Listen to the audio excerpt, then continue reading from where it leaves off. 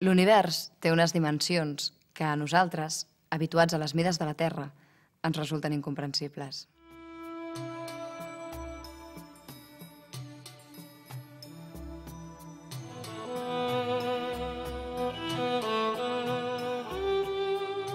En certes èpoques de l'any, a la constel·lació d'Andròmeda, es pot apreciar un petit núvol entre les estrelles, com una feble estrella borrosa.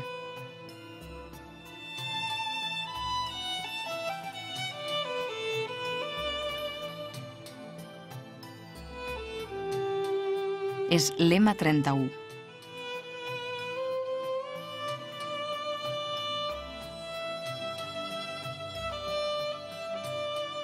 L'M31 és una galàxia gran i lluminosa. Per això es pot veure a ull nu, tot i que és més lluny que altres galàxies més pròximes, però més petites.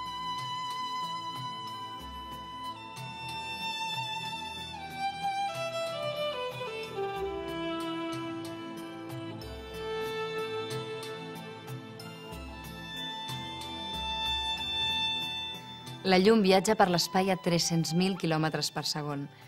Això fa que tardi 1 segon i 1/4, aproximadament, per arribar des de la Lluna. I per arribar des del Sol tarda 8 minuts.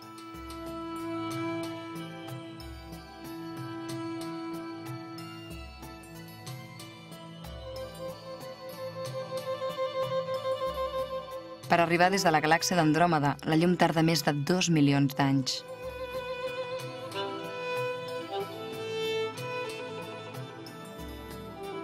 Per tant, les imatges d'aquesta galàxia van originar-se fa més de 2 milions d'anys, quan aquí a la Terra a penes començaven a existir els primers humans.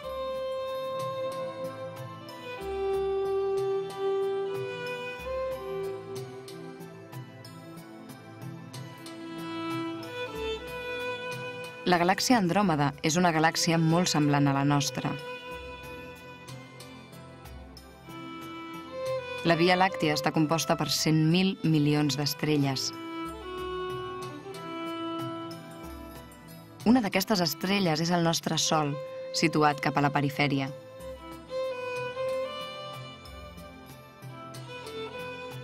Des del Sol fins al centre de la galàxia, la llum tarda 33.000 anys. Des dels telescopis instal·lats a Hawaii, els més grossos del món, s'han estudiat els astres més llunyans que es coneixen. Es tracta d'un quàsar, és a dir, d'una galàxia molt energètica. Al seu voltant hi ha un núvol d'hidrogen que encara no s'ha condensat per formar estrelles o altres quàsars. Aquest embolcall d'hidrogen pertany a l'època fosca.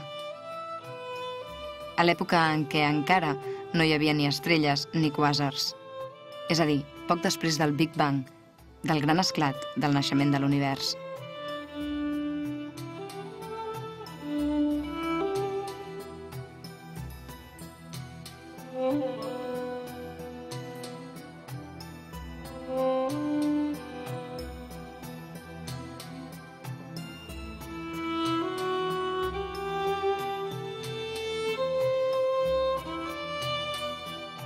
Aquest quàsar és, doncs, un dels objectes més llunyans de tots els que es coneixen. La seva llum tarda 13.000 milions d'anys a arribar-nos. Bona nit.